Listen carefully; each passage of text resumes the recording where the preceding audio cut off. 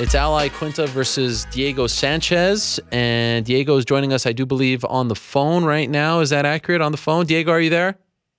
I'm here. I'm on phone. How are you, Diego? I'm doing great, man. I'm just, I'm chilling. I'm out here in Nashville already, and I'm just enjoying this low altitude, 600 feet altitude. Just chilling in my room, recovering. You know, just had a long training camp, so I'm just getting some recovery, and feeling great. So you're actually in Nashville. We just spoke to your teammate, Cub Swanson. He's still in Albuquerque. How early did you go out there, and why did you go earlier than the typical Tuesday check-in? Well, see, this is something that I like for my last fight in Mexico City. I went out 8 days before. You know, there was guys going out 22 days. I think Marcin Held was out there for 22 days before the fight. And everybody was, like, really scared because of what happened to Cain Velasquez. You know, they don't want to, like, you know, go out there and gas out. So, but I was like, nah, you know, I think 8 days will be good. You know, altitude in Albuquerque is pretty high. It's not 7,500 feet. You know, we train at 4,800 feet. So it's not 7,500, but still, I think, you know, I sleep at 6,000, about 50. I sleep at about 58 is my house. So the gym is 48. So, you know, I figured, you know what, I'm going to go out there 8 days before. That'll be good enough. And it just worked out so perfect, man. You know, the settling into a new environment and just the focus of being on the mission, you know, and for me, you know, I have a family and everything. So just to, you know, get away from the family and get on that warrior mission mentality, you know, and just totally submerge yourself into it, get ready. And I think, you know, because all my years of fighting, being a little bit older, you know, your body doesn't recover as fast, you know, and so being a little bit older, you know, it's like, I'm like, man, I need a little more time, you know, I need a little more time to settle into. I need to settle into what I'm doing, the new environment, and so, you know, for me it works. Now I will not go out. I will always go out at least 1 week before the fight. Huh? I know I was ranting a little bit. No. But, yeah. No. I always love hearing about that. I mean, I know there's a science to it, especially when you're fighting overseas. And that makes me think, like, which Diego are we talking to now? Because you have evolved. I mean, you're the last of a dying breed. You're the last guy from The Ultimate Fighter Season 1 to still be fighting in the UFC. You are in some. I mean, you're like a national treasure in MMA. It's amazing. You keep on going, like the Energizer Bunny. But sometimes you've been the nightmare, the dream. Where are we at right now? Which incarnation of Diego Sanchez are we talking to? You are talking to the Lionheart, Ariel. The Lionheart. You know, it's something that it's my 37th pro fight, and I'm going in as the Lionheart. I'd have to have at least like an hour long to tell you the story of the Lionheart. Oh no! But it's pretty crazy deep. Like, yeah, no, like I had some stuff happen to me, and I had like a heart injury, and then I received the miracle, and my heart was good, and so that's when I changed the name again. Yeah, I know everybody's like, oh, he's changing it again, but listen, guys, the nightmare was the nightmare. Yeah, the nightmare was the nightmare in the cage, but I also became the nightmare outside the cage. Then, you know, I did the whole, like, you know, change of life thing. Come on, get it right, get married, and you know, change your life and go down a different path.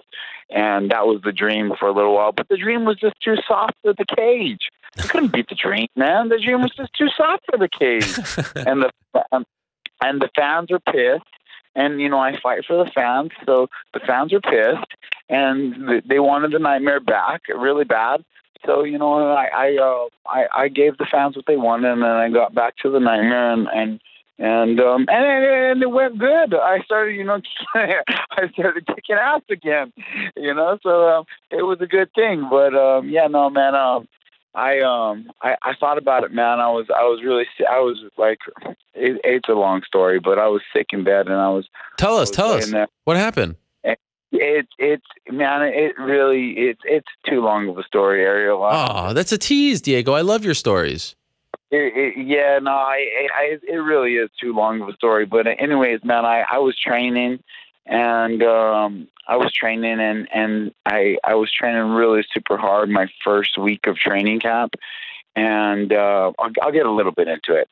I was training super hard. When was this? This was about 3 months ago. Okay. It's about 3 months ago. And I was just, I had knew that this fight was coming up. And I started the first week of training camp. I was training super hard all week long. It was Friday, and I had already done wrestling practice in the morning, went around the mountain in the midday, and I was like, man, you know what, man, I feel good. I'm like, I feel good. Like, I knew it had been a long, hard week, but I was like, I feel good. I'm like, not too bad. And I'm not that out of shape. I was like, I'm going to grappling tonight. I'm going to finish this week hard. I'm going to just crush it. I'm going to kill it. And I'm going to go as hard as I can. And a little bit of that Dan Gable mentality. See, I've had that little bit of that Dan Gable mentality, but at the same time, Dan Gable was maybe 19, 20 years old when he was doing all his wrestling, 20, 21, 23, I don't know, but he was in his 20s for whatever reason. And, I'm 35 and I'm here with the Dan Gable, Tony Robbins, crazy Diego Sanchez mentality. I'm going to train the hardest. I'm going to push hard. I can mentally push through this, push through this. And so that was something that I was doing, and I was like, all right, I'm gonna finish the week hard, and then I'm gonna rest 2 days. And see, I told you this was a long story. No, it's fine. I like it.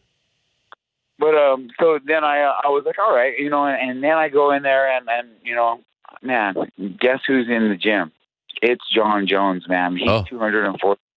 He's 240 pounds, and so like I'm 175, and so we're like, all right, and we started grappling, and like we're grappling at it, man. First 5 rounds, first 5 minutes, we're going hard, man. We're going like so hard. I mean, like it evolves from just grappling practice to then we're doing get-ups, and now we're doing full-on wrestling and grappling, and then it evolves into the next thing. We start throwing kicks, like we're not trying to knock each other out or anything, but we're going hard. And then we start going body slaps and like we're just, it's just evil, and we're just like little kids having fun with it, but we're going freaking hard. And just like that's the funness of it. You always no matter how hard you're going, have fun with it. So we were going really, really hard. Then the first 5-minute round ends, and we're like having so much fun, and we're just like, let's just keep going, man. Like we're not even gonna stop during the break. Everybody else is stopping. We're just still going, and I'm like, we're going like super hard, man. And then I'm like, I get some good positions on him, man. I go for some arm bars. I mean, like, I got real close to some finishes, and he got the mount position, was able to hold him down in the mount position. So then I'm like even super more stoked, pumped, excited. I'm like, hell yeah, that's a big guy. And I had him, down on the ground, and, that was awesome. So I'm like, yeah, I'm like freaking fired up. I'm like, yeah, I'm like, that's what's up. And then so like, then so we're 10 minutes in, and I'm so freaking pumped up that like I'm like all right, next round, and like I'm freaking gonna I'm running sprints in between the rounds while everybody else is resting. I'm like, I'm going hard. I'm like I'm taking it to the next level. I'm running sprints, and I'm running sprints real super hard, and the next round, I have this guy, Gaz. He's from Dagestan. He's a really good wrestler. He's my size though, so it's a good match. It's a good role, and so I have this Dagestani wrestler that I'm battling with, and I put him in a triangle, finish him, and it was awesome match. So that then I'm 15 minutes in, and I'm like, man, I'm just like, and then I realized like, okay, that round ended, and I'm like, man, I'm breathing so hard. I just, I wasn't in terrible shape, but I wasn't in my fight shape, to be going as hard as I was. But my mind was, my mind was strong enough to where I was at that level of, I was able to mentally push, like harder than my body was able to push at the age of 35, and so this, my next match is the gym manager, Misha, a real good friend of mine, and he's a brown belt, and he's really good.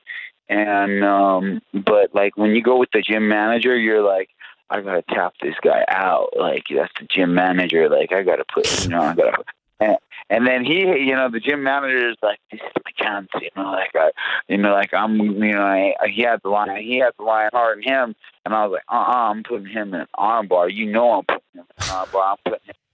I'm tapping this guy out, and I'm going hard on it. And I started going super hard on him, and I like went for this, this jumping arm bar on him, and like when I hit the ground, like I just like boom, I hit the ground, and I was like, I felt something in my heart, and I was like, whoa, and I knew I was already like hyperventilating to an extent, but I was pushing through it. I was doing the old school technique. The old school technique was wrestle your way into shape, is what wrestlers say. You might not be in the best shape yet, but you if you could wrestle your way into shape, the wrestling is what will get you in the shape. The workout, the hard workout is the wrestling. But it's different when you get older, and it's just different. And so I hit the ground, and man, I was like, what the hell? I was like, I felt something inside my heart. It wasn't a muscular injury. It was something internal. And I was like, oh shit. I was like, I didn't want to make a scene and be like, what the hell happened to me right now? I was just like, I just laid down and I said, hey, Misha, I'm done for the week. I was like, I'm done for the week. And like, so I've done all this yoga, all this meditation all my years. I was like, all right, I'm just going to analyze. I'm going to calm down. And so I started doing this. I do this meditation that I created. It's called heart rate down. And it's something that I've experimented with, bringing my heart, being able to control my heart rate, bring it down in between rounds. And so I like freaking, I was like, all right, but I didn't want them to like call the ambulance and then freaking be out of my fight. And I don't know, I didn't want it to be blown up to something that was bigger than what it was. And I didn't know what it was. So, I was just like, all right, let's just, I've been fighting for so long. I've been through every type of injury, every type of thing that's happened. I've been through it. This is no different. Let's just, let's go outside. So I snuck out the back door of the gym. It was just kind of like, I was like, okay, just stay real calm and let's sneak out the back door of the gym. I snuck out the back door of the gym, and I went and I laid down outside on the grass. I went and laid down outside on the grass. I was laying down for like 15 minutes, 20 minutes. And I was just meditating, like, okay, all right, breathe, calm down, like just let's analyze this, what's going on. And I just could feel something in there. And I knew I wasn't like having such a bad heart attack to where I had to be rushed to the hospital that I was going to die. But I had something going on with me. Something had happened internal my heart. I don't know. I assume that one of my valves, like something happened with one of the valves in my heart to where my heart couldn't get enough oxygen. Is what I like from the research that I've looked into. I think I couldn't get enough oxygen, and it could have been also I don't know, maybe a heart palpitation. I don't know, due to dehydration, due to something. I don't know. But whatever happened, it was serious, and I could feel something going on. And I was very, very terrified that if I got my heart rate back up, that I could like die or something. that's to the extent how it was. And I was like, shit. I was like, I don't know, man. I was like, all right. And then so I calmed myself down, and then I walked in, and I was all right. And I just keep my heart rate down, don't get overexcited. Don't, let's not push it. We don't know what's going on with your heart. So I went in, took a shower, went home. And and then when I went home, it got even crazier. Oh. Because when I went home, I went to bed, and like all night long I had like these really bad sweats. I was like sweating, and I didn't know what was going on, and I was like holy shit. I was like I don't know what's going on. I'm just like gonna take some ibuprofen and sleep it off, and maybe I'll feel better in the morning. That's what an athlete's gonna do. Like for the most part. I didn't feel like I needed to go to the hospital, that I was dying. Like I was like, I'm gonna take some ibuprofen, sleep it off, and maybe I'll feel better in the morning. But this is the thing. In the morning, I woke up and I didn't feel bad. I didn't feel better. I still felt that same like an uncomfortable feeling inside of my heart. And so I had this uncomfortable feeling inside of my heart, and it was scary. And I was just like, shit. I was like, man. I was like, I don't know what's gonna happen. I was like, let's just give it a couple more days. Instead of going to the hospital, man, I freaking got old school, like Old Testament Bible, like old school, like the real Old Testament old school. I was like, man, you know what, man? I believe in miracles. I'm gonna fast, and I'm gonna pray, and so I started to, I told everybody, I was like, nah, man, I got the flu. I told everybody at the gym that I got the flu. And I think I even like told my wife that I got the flu. I was like afraid to tell anybody. Like I was like terrified. I was like, well, what if my career is about to be over? I'm like, well, this is some scary stuff. Holy shit. The thoughts that were going through my brain, I'm like, am I done? Is this it? I'm like, God, please, no, I'm like, please, let this not be it. And so I was like, all right, so I'm gonna get old school. I'm gonna fast, and I'm gonna pray. And I did do my alkaline water that I do. I was pounding alkaline water, and I would do beet juice, because I heard it was good for the heart. Beet juice and turmeric juice.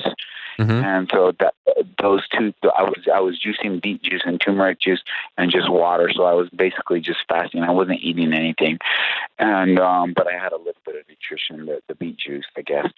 And so I was fasting and praying, but I was down, man. I was down for the count, and I went through 3 days where I was going through this fasting process, and my body kept having like terrible night sweats. And I had the chest pain, and even I had like even down my arm, I was feeling a little something going down my arm. So like I was scared. I was scared, and I was like, on the third day, I was like, all right, man, it's still not getting better. I think I'm gonna have to go to the hospital just to go figure this out. But I wasn't dying, so I was like, all right, well, let's just.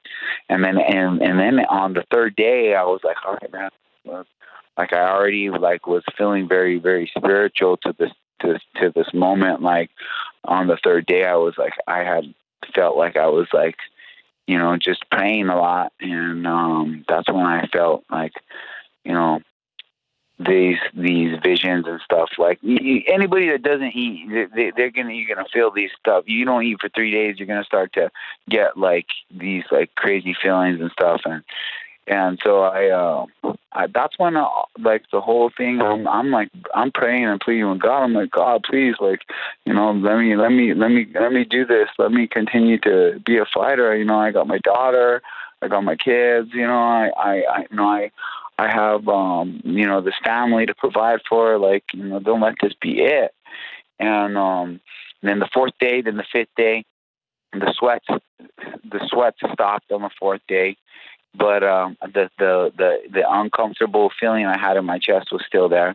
The sixth day, and then the seventh day. On the seventh day, I was just like, I woke up and it was Friday, and I was like, all right, it's the seventh day. It's been a week. If it's not getting better, then I'm going to the hospital. Like, I'm just gonna go do it. Like, I'm gonna man up to this, God. I'm gonna man up to whatever it is, and if whatever it is, I'm gonna get through it. And so I was like, all right. And then the day kind of went on, and it was like 4 or 5 o'clock in the evening, and I was like, man, it's Friday. I don't want to freaking go to the emergency room and sit in there all night. I was like, all right. God, one more night. I'm gonna give it one more night, and if it's not gone in the morning, I'm going in the morning. And so that night I prayed all night and just was like really, really, really just into what I was doing, and people will call me crazy for saying what I'm about to say, but like, it's real. This really did happen to me, and this is how the Lionheart came about, because I was in this state of a fasted mind state where I'm in like a near death life, near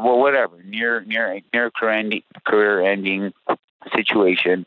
I mean, I'm real. I'm being real, and I'm being real with myself, and being real with God, and I'm like, that's when I get this feeling like, I was like, can you inspire people to be nightmares? Can you inspire millions to be nightmares? I'm like, wow. And then it said even worse. It was like, can you inspire the little kids to be nightmares? I'm like, oh shit, kind of like, and then it's like, can you inspire the kid with cancer, to be the nightmare? And then I felt like God told me, like, your nickname should define you as a fighter. And even whatever the person, non-believer or believer, they have their own choice to decide what they want to believe in this story. But me as a believer, I believe it was the Holy Spirit talking to me. The non-believer can say, you know what, he was fasted, he was delusional, and he was talking to himself in his own head. Okay, well, whatever. All right, so I basically was like, all right, man. I was like, what defines me as a fighter?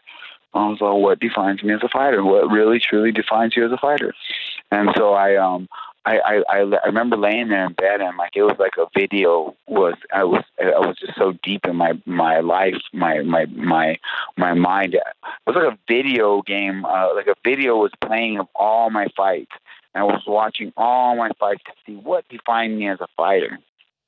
And man, I remember just all these fights, all these great fights, bloody fights, dominant fights. I mean, I had great fights. I had awesome fights. I had fights where but the ones that really truly defined me were the ones when I was, it was my heart.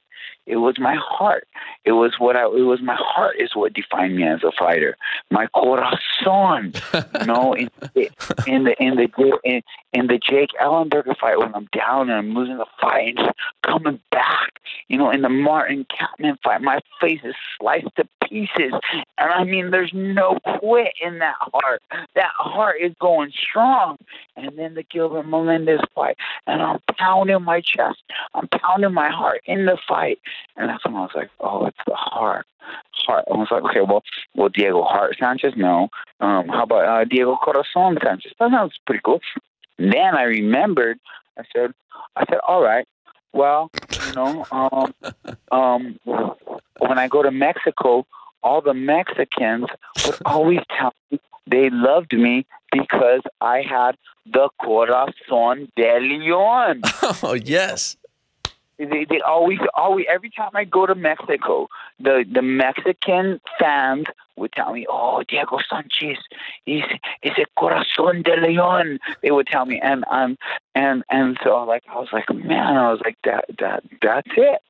And then it gets even deeper. I told you it was a long story. I love it. But it's the greatest story in the history of the show, by the way. I just want to say that. That's all I want to say. Keep going. And it gets even deeper, because then I'm like, all right, Lionheart. All right. Okay. You know, yeah, that makes sense. That I like it. I feel it. I feel it, Lionheart. And then so it's like, all right. Well, what makes me have this Lionheart? What makes me have this Lionheart? All right. What is it that's in my heart that puts this Lionheart inside of me? All right. Me as a believer in Jesus Christ, it is the Lion of Judah, Jesus Christ. So then there you go. It's a coming together. It's coming together. The Lionheart has begun. But listen, man, I'm still freaking don't even know if I'm ever gonna fight again. I don't even know what. I don't know if I'm done. I don't know if I'm done. And so I've been going through this hard week, and it's at the morning time, and I wake up in the morning, and I'm like, oh, I pleaded with God. I said, oh Lord, I need the miracle. I need the miracle. Oh, come on, and I didn't get it. I woke up in the morning, and the heart was the heart thing. I still felt the heart thing in my chest. Oh. So then I'm like, all right, I got up, told my wife, I said, no, I'm gonna go. I'm going in. I'm gonna get it checked out. It's been long enough. I gotta go see what's going on. I go to the hospital, and I'm there, and like I'm at the hospital, and I'm like, all right, I'm waiting, and I'm just playing the little waiting game, and then finally they get me in, and they get me in to put me on the machines and check the EKG and put all these things, hook my heart up, check my heart out, make sure everything, blood pressure, everything's all good. And that's when they're hooking up the machine to me, man. And I'm just like, I say one last little prayer, and I'm like, my Lord, I'm like, God, please, this is, my fighting's my life. I'm just let me get another chance. And I know I'm a man of second chances over and over and over again, but just please give me another chance. And they hook me up, and they do the test, and the craziest part about this story is this. This is the craziest part of the story, because they do the test, they come into the room, and they're like, Diego, you have a perfectly fine, healthy heart. We cannot find anything wrong with you. And at that moment when they told me that, the feeling that I had in my heart went away, and it was gone. And after that, I resume my life as a fighter. I resume my life as Diego Sanchez. But now I'm Lionheart, because I received a miracle that day, and they told me that it was a muscular injury. It must have been a muscular injury. They told me. They said what you were feeling must have been a muscular injury. They told me. I said, muscular injury? I said, I've had every muscular injury that there is. I know, right? I've had every muscular injury in the book. I know you could write an encyclopedia on the muscle injuries that I've had. I was like, I knew this was not a muscle injury, but it is what it is. It's one of those supernatural stories that either you choose to believe it or you choose to not believe it. But this is the thing: come Saturday night, the Lionheart is getting in the cage for the 37th pro fight, and I'm gonna bring this Lionheart in that cage, and nothing Iaquinta has, nothing that man has is gonna stop this lion from pounding his chest, man, and doing what I do in that cage, and that's it, man. So if you got any other questions or anything, that's the Lionheart story. That's how the Lionheart began. And there's more to it too, but I don't want to, I don't want to keep it going. I'm sure you have some questions about other stuff, but that's the Lionheart. What's more? Diego? This is the greatest. I can't top this. Keep going. Well, the other part to it is, that I'm gonna be 100% honest with you, Ariel. Please. I had a medical marijuana license. And, I had heard all this stuff about, the CBDs and how it's good for the brain and how it's good for the inflammation. And actually one of my training partners, Cowboy Cerrone, got me the cream and said, "Hey man, this is the only thing that helps my knees. This cream, it really does work, the THC and the CBD."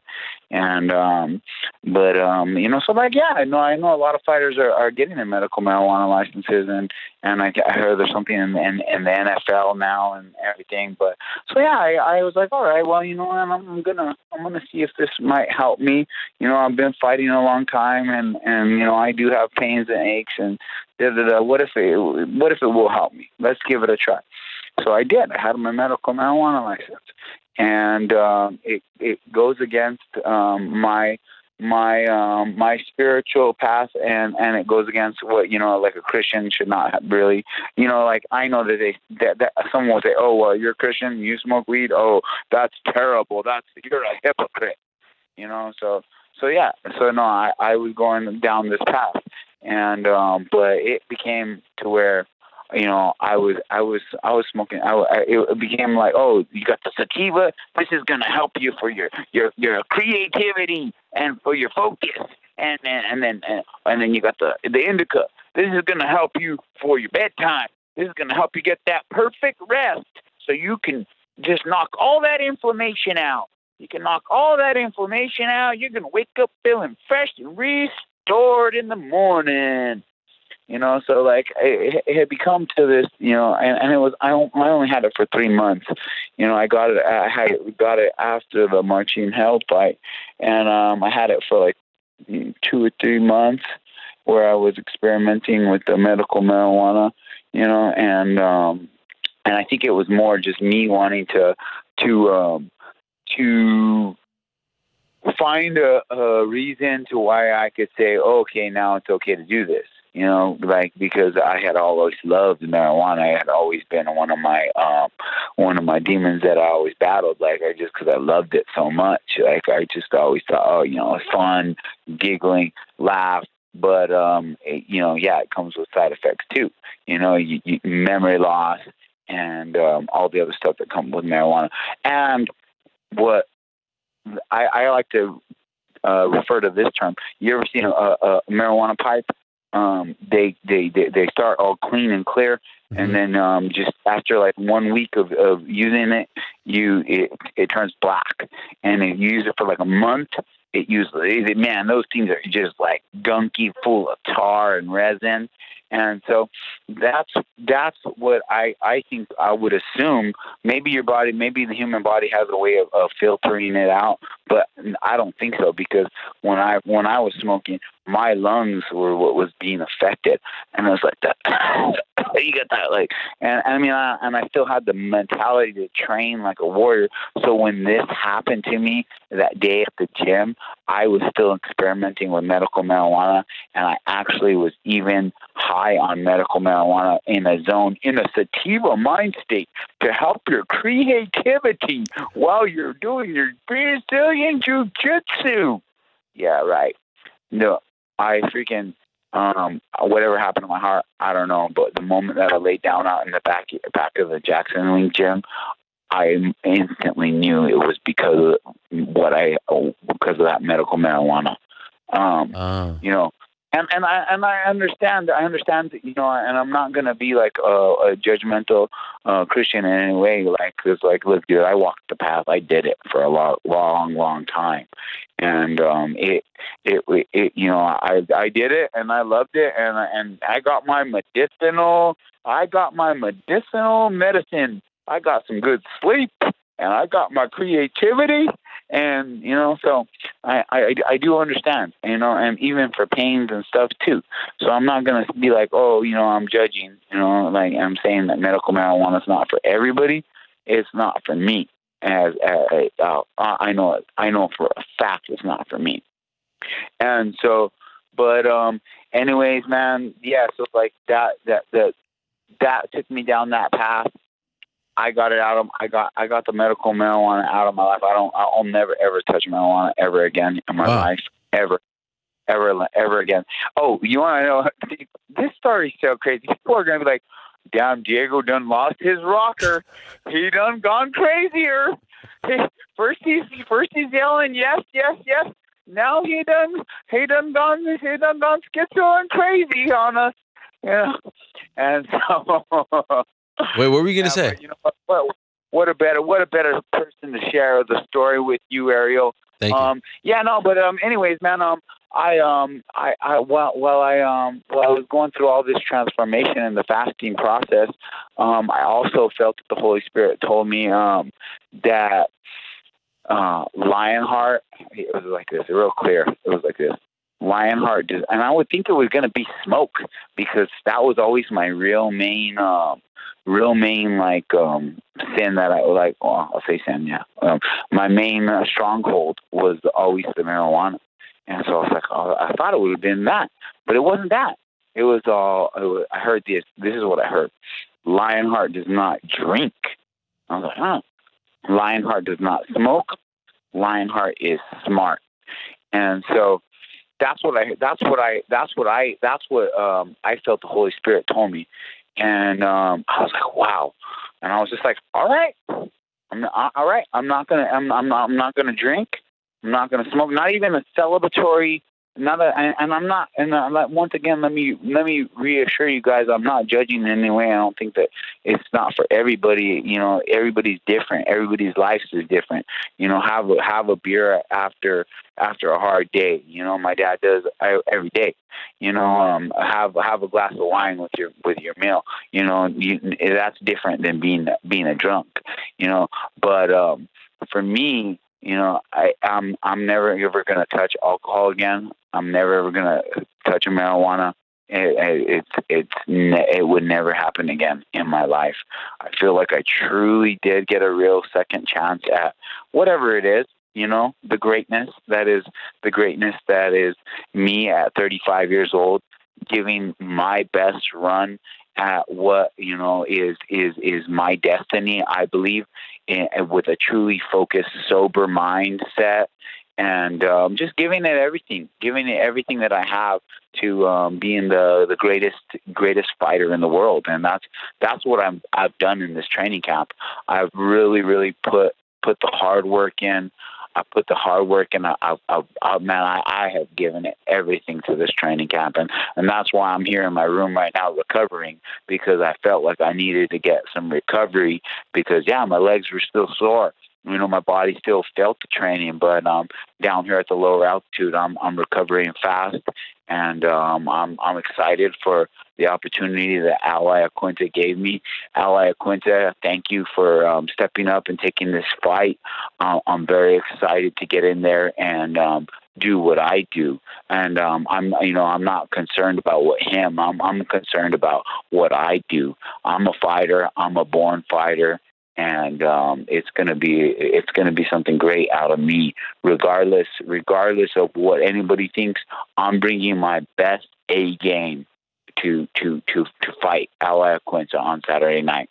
He's riding a 4-fight win streak, and he has a big win. You know, whether they say he won or lost the Masvidal fight, he has a big win over Masvidal in his last fight. He's the perfect opponent for me right now in this stage of my career to just put me back up and jump the ladder. That's what I'm looking to do. I jump the ladder. I put a great performance on in the Marcin Held fight. I was very close to the finish. He could not even stand up after the fight. I'm ready. I'm ready for this fight. I'm ready to show the world the Lionheart. That was unbelievable, Diego. Wow. Thank you for that. That was incredible. That was the greatest answer to a question. I don't even know if I asked a question to lead into it in the history of the show.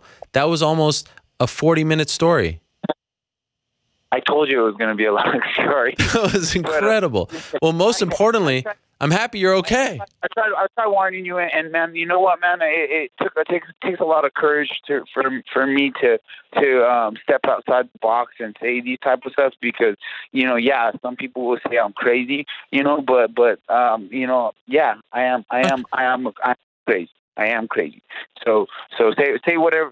The people who want to hate on me can hate on me. But Saturday night, I'm bringing the Lionheart into the cage, and you know, and that's all there is to it. That was unbelievable. I'm most importantly happy that you're okay, because at first I was getting a little worried there with the heart. I mean, I know you're fighting, but you know, anytime you talk about the heart, it gets a little scary. So I'm happy that you're okay. Yeah. Oh.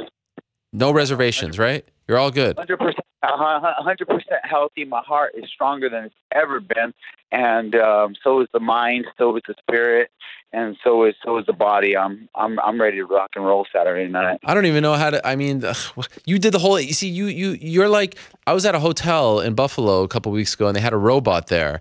And the people working at the robot brings, if you call down to the lobby and ask for like a toothbrush or toothpaste or food, the robot goes in the elevator and brings it to your room. And the people who work there were saying, like, we don't really love this robot because we're afraid he's going to take our job, or it's going to take our job in the future, right? I feel like you're taking away the interviewer's job. You just did the whole interview. There's literally nothing that I can ask you that could top what you said, and you covered all the bases. Iaquinta, the layoff, the Masvidal fight. What more can I ask? There's nothing more to say. Well, Iaquinta, man, you know, he's a guy. I know him, and we had dinner one time. Really? When? We had dinner. It was about it's about a year and a half ago when I was in New York for the releasing of the Torque hats that they were doing out there at the Lids. We did something out there. Me, him, and Uriah. We had dinner, and it was a nice dinner, and we had a good talk. And it was before I was going to fight Joe Lozon, and you know, he's cool. He's a cool guy, man. I like the guy. I respect the guy.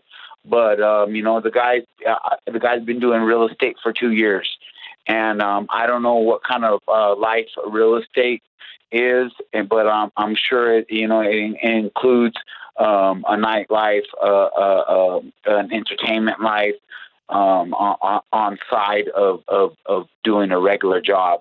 But that's not what's going to make you better. What's going to make you better in this sport is grinding through the wins, the losses, and bouncing back and finding a way to get better from no matter what, win or loss. I'm getting better. And that's what I've been doing. I proved it in my Marching Hell fight. And I fought at 34 years old. I dominated the 24-year-old up-and-comer who also, in my opinion, dominated Joe Lozon. You know, I got caught in the UFC 200. It was 1 minute into the fight. I got caught, and the referee Smith did a good job stopping the fight. I didn't have to take any more damage than the unnecessary damage. So yeah, no, it was what it was. But this is the thing, man. I'm not anywhere close to being done. I'm in the prime of my career. I'm 35 years old. I'm an anti-aging master. I have the wisdom of anti-aging. I learned from Randy Couture. I learned from Rickson Gracie. I've watched these masters do it for years. I've had 15 years of yoga behind me. I'm healthier than these guys, man. I really, truly am. I went through my party days and I made some bad decisions, but man, I'm telling you what, man, I was always detoxing. I was always doing my hot yoga. I was always going above and beyond, because I always knew that if I could understand the anti-aging, the natural anti-aging formulas, I could fight longer. I knew that since I was 22 years old. I started eating organic at a young age, and right now at 35 years old, man, I'm freaking ready, man. I'm ready for my rise to the top, and that's why I posted on my Instagram, Rise of the Lionheart. Anybody wants to follow me on Instagram? I'm always putting videos out on supplements, on nutrition, on reviews, on the secrets that I do to keep this fight going inside of me, because I love it. And you know, people are calling me a legend now already. Well, you know what? The legacy is just starting right now with the Lionheart. And you know, the Nightmare has done it in the past. And why the Nightmare? Why the Nightmare? Because I cried to God. I said, God, why Why did I have to be the nightmare? Why did I have to go through so many training camps where I get so spiritual, and then after the training camp, it's back to the party, back to the weed, back to whatever, I mean, why the up and down prodigal son pattern for so long?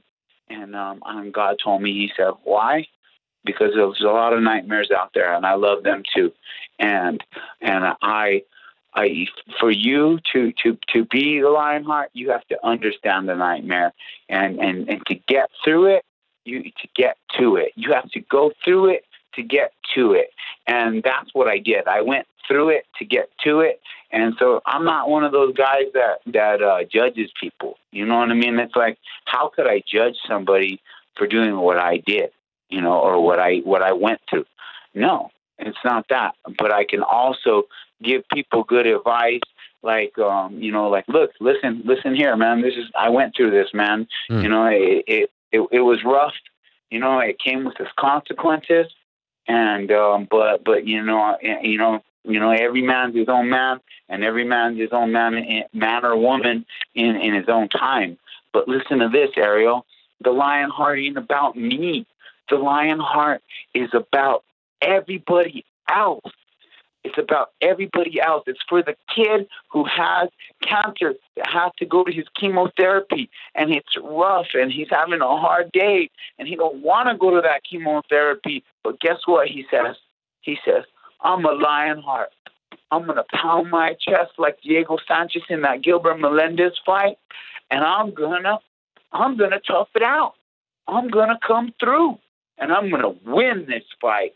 And it could be the woman at work who's having a hard day at work. Her boss is giving her so much stress, and she's like, no, I just want to quit. It could be the guy that I was talking to on Instagram last night who is going through a divorce and wants to kill himself.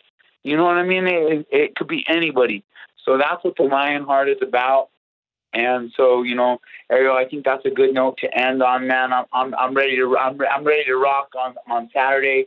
My weight is good. My health is good. I'm strong. I'm feeling great, man. And Lionheart Saturday night. Bless you, Diego. You are a special character in the sport. You are one of a kind. You are a treasure when it comes to MMA. And wow, I really enjoyed that. I have to say, just to hear you open up and tell the story. I know at first you were reluctant, but to tell the story like that in that kind of detail, thank you, my friend. And I agree. Let's leave it at that. That was a beautiful thing. Thank you so much, Diego. Good luck to you on Saturday. I can't wait to see the fight. I am more excited now. I was saying yesterday to someone, this is the people's main event on Saturday. I am more excited now for the fight after hearing your story for the last 50 minutes or so. Really appreciate it. Glad to hear that you're in a good spot mentally, in great spirits, and can't wait to see you go back to work on Saturday. All the best to you, Diego, and we'll talk to you soon. Thanks, Ariel. Always a pleasure, bro. And God bless, bro. You're the man. Thank you so much. Diego Sanchez, the Lionheart. What can I say? I think I asked 2 questions in that interview. It started at around 3:10 Eastern. It's now 3:58. 48 minutes later, I think I asked him about going early, right? And then I asked him about where are we at, what incarnation of Diego Sanchez we're talking to, and then that was essentially it. Maybe one more at the end. No more than 3 or 4. And I love the fact that he knew, let's go. That's it. It's over. There's nothing more to say. Yeah, we could talk about this, that. We could talk about the gym. We could talk about John Jones. We could talk about Greg Jackson. Talk about Iaquinta. There's nothing more to say. There it is. Diego Sanchez, the one and only. That in a nutshell is why I love covering this sport so much. I was talking to my cousin-in-law. Her name is Amanda Stein. She covers the Montreal Canadiens for TSN 690 in Montreal. And we were talking about interviewing hockey players and how boring it can be at times, how formulaic their answers can be. It's like they're reading off a script. And I told her that I am so lucky and appreciative to be covering this sport because of the fighters, because of how open they are, how interesting they are, how unfiltered they are more often than not. And I mean, this is an extreme example, of course, but it doesn't get any better than Diego Sanchez. Holy smokes. That was the longest answer in the history of this show. That was the best answer in the history of the show. it's all downhill from here.